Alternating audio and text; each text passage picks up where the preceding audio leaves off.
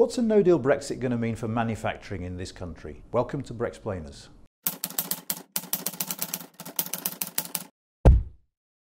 Leaving the European Union with no deal is going to have a massive impact on manufacturing industry in this country. And there's a lot of it about. Think of names like Toyota, Nissan, Jaguar Land Rover, British Aerospace. And like with everything else, if we leave the European Union with no deal, we're not exactly certain what will happen, except that it becomes harder for them to import and export.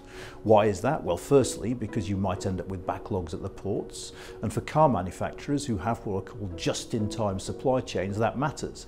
They time the delivery of their stuff to make their cars within minutes, and if you've got a queue at Calais or at Dover, that calculation goes out of the window. More broadly than that, the impact depends on what sort of manufacturer you are. If you're in an area that is highly regulated, the obvious example is pharmaceuticals, the drug companies, you rely on EU approvals to be able to sell your products there. Equally, to import their products here, our regulators have to have approved their products. At the moment, this all happens under one set of EU rules. When we leave, things will have to be approved separately here. So expect a degree of disruption, which is why, for instance, the Department of Health is advising that health authorities stockpile drugs. And for car manufacturers, it's not just the checks that slow down the production lines, it's also the prospect of tariffs. And there, the car manufacturers have got a choice to make. Do they want to keep making cars here when the car parts and the finished cars themselves are going to be liable for tariffs when being sold in the European Union?